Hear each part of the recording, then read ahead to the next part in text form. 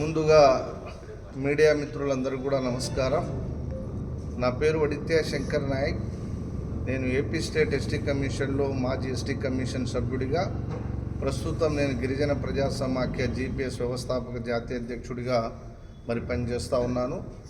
ముఖ్యంగా ఇవాళ నంద్యాల పట్టణంలో ఈ మీడియా సమావేశం ఏర్పాటు చేయడానికి గల కారణాలని మీతో ఇవాళ షేర్ చేసుకోవాలని ఇక్కడ సమావేశాన్ని ఏర్పాటు చేయడం జరిగింది.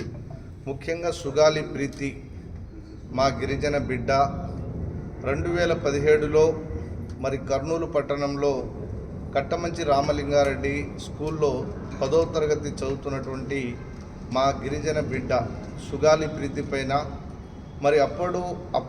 అప్పుడు ఆ కళాశాల యాజమాన్యానికి సంబంధించినటువంటి వ్యక్తులు ఆ విద్యార్థిని మీద అత్యాచారం చేసి వారి అమ్మాయిని ప్రాణాలు తీసి ఫ్యాన్కు ఉరి వేసి దాన్ని ఒక ఆత్మహత్యగా చిత్రీకరించినటువంటి సందర్భం ఈ రాష్ట్ర ప్రజానికానికి, తెలుగు ప్రజలందరికీ కూడా ఎక్కడున్నా కూడా అందరికీ కూడా తెలిసిన విషయమే. అప్పుడు ఆ ఇన్సిడెంట్ జరిగినప్పుడు అప్పుడున్నది తెలుగుదేశం ప్రభుత్వం 2017లో.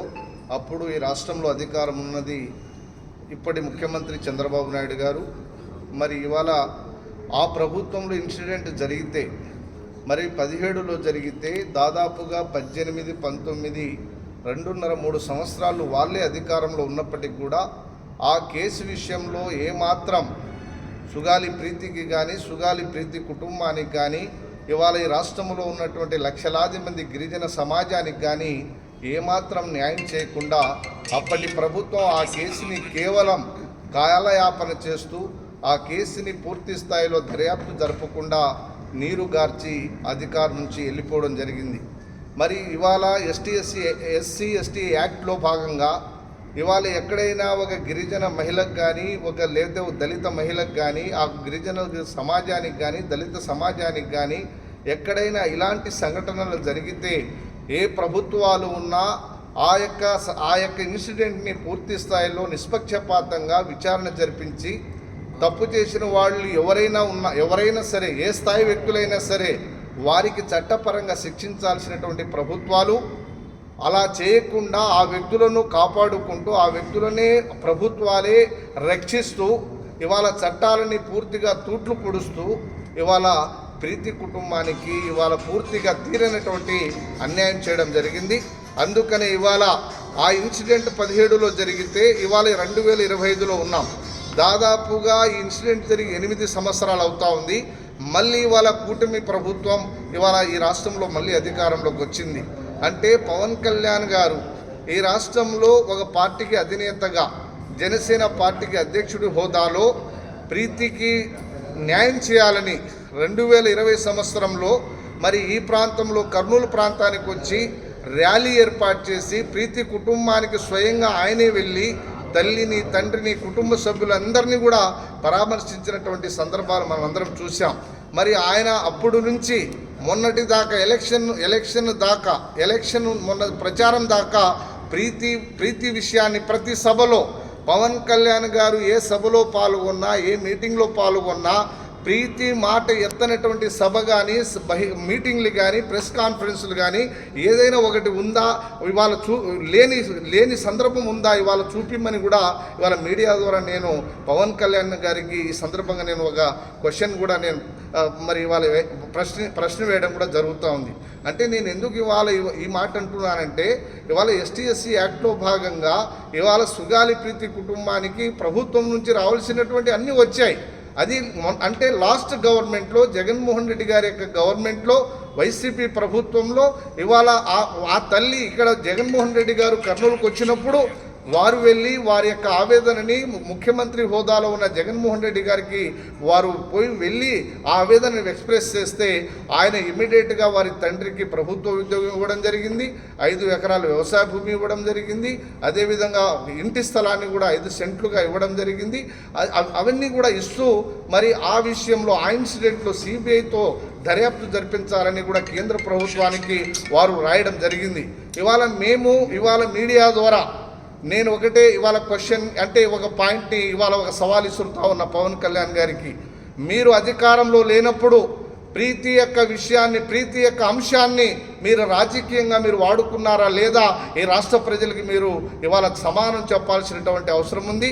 ప్రీతి విషయాన్ని రాజకీయంగా మీరు ఏమంటే పవన్ కళ్యాణ్ గారే కాదు, కూటమి ప్రభుత్వం కూడా ఆ విషయాన్ని రాజకీయంగా వాడుకొని వాళ్ళ అధికారంలోకి వచ్చిన తర్వాత ఇచ్చిన ప్రామిస్ని అమలు చేయకుండా ఇవాళ పూర్తిగా దాన్ని నీరుగార్చేటువంటి ప్రయత్నం ఇవాళ పవన్ కళ్యాణ్ గారు కూటమి ప్రభుత్వం చేస్తుందా లేదా అనేది ఇవాళ వాళ్ళే ఆత్మపరిశీలన చేసుకోవాలని కూడా మీడియా ద్వారా నేను అడుగుతా ఉన్నాను.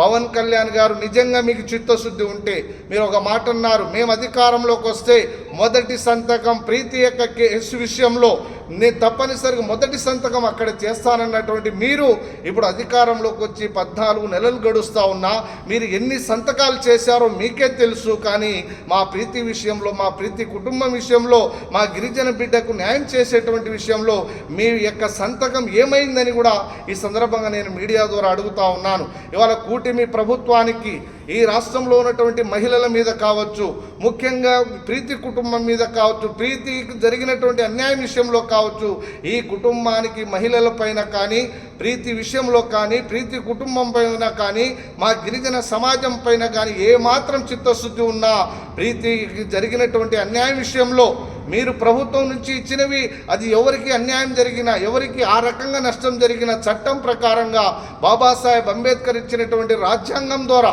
మాకున్నటువంటి ప్రివిలేజ్లో భాగంగా అవందరికీ ఏ ప్రభుత్వం ఉన్నా, ఏ కుటుంబం ఉన్నా, ఏ వ్యక్తి ఉన్నా అవన్నీ తప్పనిసరిగా వస్తాయి. అవి ఎవరు వ్యక్తిగతంగా ఇచ్చినవి కావు, అవి ప్రభుత్వం ఇవాళ మాకున్నటువంటి ప్రివిలేజ్లో భాగంగా ఇవాళ మాకు ఇచ్చారే తప్ప ఏ వ్యక్తి వాళ్ళు సొంతంగా వాళ్ళ ఇంటి నుంచి తీసుకొని వచ్చి డబ్బులు ఇవ్వలేదు, ఆస్తులు ఇవ్వలేదు, అంటే ఇంటి జాగా ఇవ్వలేదు, వ్యవసాయ భూమి ఇవ్వలేదు, ఉద్యోగం ఇవ్వలేదు. అది రాజ్యాంగం ద్వారా మాకున్న హక్కు కాబట్టి ఆ హక్కులో భాగంగానే ప్రభుత్వాలు ఇచ్చాయి. కాబట్టి అది కూడా జగన్మోహన్ రెడ్డి గారు ఇచ్చారు.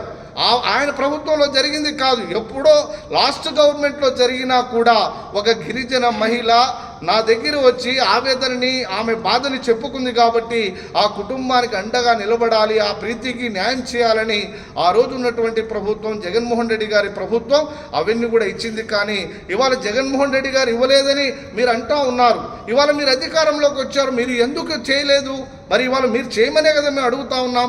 ఇవాళ ప్రీతి తల్లి, నా బిడ్డకు న్యాయం చేయండి, నా బిడ్డకు ఆత్మకు శాంతి కలగాలి అంటే నాకు ఎవరైతే ఆ ఇన్సిడెంట్లో నా బిడ్డ ప్రాణాలు తీశారో వారికి చట్ట ప్రకారంగా శిక్షించమని ఇవాళ వీల్ చైర్ యాత్రని ఇవాళ ఆమె తన యొక్క ఆవేదనని ప్రభుత్వాలకి, ముఖ్యంగా కూటమి ప్రభుత్వానికి, ముఖ్యమంత్రి గారికి, ఉప ముఖ్యమంత్రి గారికి చెప్పుకుందాం. లేకపోతే ఈ రాష్ట్రంలో ఒక మహిళగా, ఒక హోంమంత్రిగా కొనసాగుతున్నటువంటి మరి హోంమంత్రి గారు చెప్పుకుందామని ఆమె ఒక వీల్ చైర్ యాత్రని ప్రజాస్వామ్యబద్ధంగా నేను చేస్తాను, నా బిడ్డకు న్యాయం జరిగే వరకు నా పోరాటాన్ని కొనసాగిస్తానని చెప్తే ఇవాళ ఆ వీల్ చైర్ యాత్ర కూడా ఇవాళ ప్రభుత్వం ఇవాళ అడ్డుకొని దాన్ని కూడా ఇవాళ పర్మిషన్ ఇవ్వకుండా ఇవాళ మానసికంగా మరి ఇవాళ ప్రీతి కుటుంబానికి, తండ్రికి, తల్లికి ఇవాళ ఇబ్బంది పెడతా ఉందా లేదా ఇవాళ ఆత్మపరిశీలన చేసుకోవాలని కూడా మీ ద్వారా నేను అడుగుతా ఉన్నాను.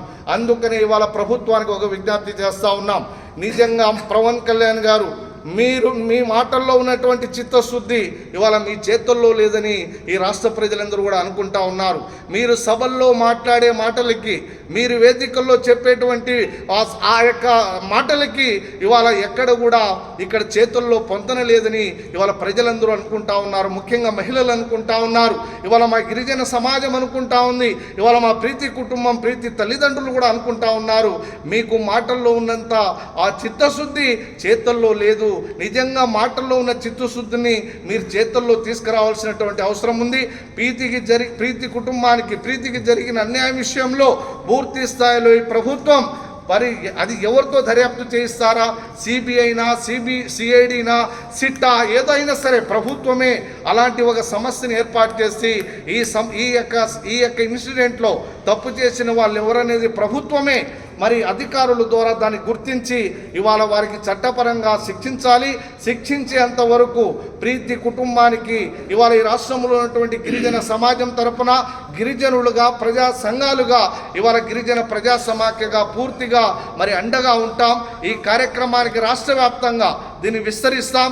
ప్రజాస్వామ్య పద్ధతిలో దశల వారీగా ఏ క్రమంలో చేయాలో ఆ రకంగా చేయడానికి వారికి మేము అన్ని విధాలుగా సహకరిస్తామని కూడా మీ ద్వారా నేను తెలియజేస్తా ఉన్నాను. అంతేకాదు అవసరమైతే గవర్నర్ గారికి, అవసరమైతే కేంద్రంలో ఉన్నటువంటి ఇవాళ ఎస్టీ కమిషన్కి కావచ్చు, లేకపోతే మానవ హక్కుల కమిషన్కి కావచ్చు, లేకపోతే ప్రెసిడెంట్ ఆఫ్ ఇండియాకి కావచ్చు, లేకపోతే ఇక్కడ రాష్ట్రంలో ఉన్నటువంటి కమిషన్ కావచ్చు, లేకపోతే ఇక్కడ ఉన్నటువంటి హ్యూమన్ రైట్స్ సంస్థలకు కావచ్చు, అన్ని విధాలుగా ఏ రకంగా అయితే ఆ ప్రీతి కుటుంబానికి, ప్రీతికి యొక్క ఆత్మకు శాంతి చేకూరే వరకు వారు ఏ రకంగా ఈ కార్యక్రమాన్ని ముందుకు తీసుకొని పోయినా కూడా ఆ రకంగా మేమందరం కూడా గిరిజనులుగా, గిరిజన సంఘాలుగా ఆ కుటుంబానికి అండగా ఉంటామని ఈ యొక్క సమావేశం ద్వారా మేము ఇవాళ అన్ని సంఘాలుగా తీర్మానం చేసి సంపూర్ణంగా మీ ద్వారా వారికి, వారి కుటుంబానికి కూడా మద్దతు తెలుపుతా ఉన్నామని కూడా తెలియజేస్తా ఉన్నాం.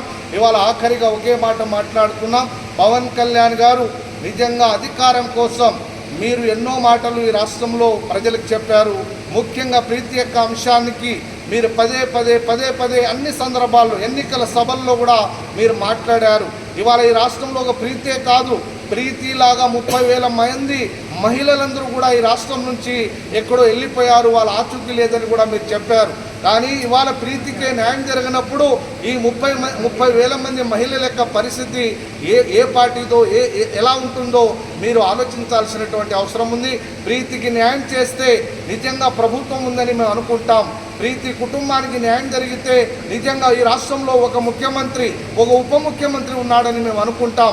న్యాయం జరగకపోతే మాత్రం ఏ మాటలు చెప్పి ఈ రాష్ట్ర ప్రజలకి మీరు నమ్మించి వంచి మీరు అధికారంలోకి వచ్చారో అదే క్రమంలో అదే ప్రజలు అదే రీతిలో అదే సందర్భంలో అదే తీర్పుతో మిమ్మల్ని తప్పనిసరిగా తగిన గుణపాఠం కూడా చెప్పేటువంటి పరిస్థితి ఎదురవుతుందని ఈ సందర్భంగా నేను తెలియజేస్తూ హెచ్చరిస్తూ సెలవు తీసుకుంటా ఉన్నాను.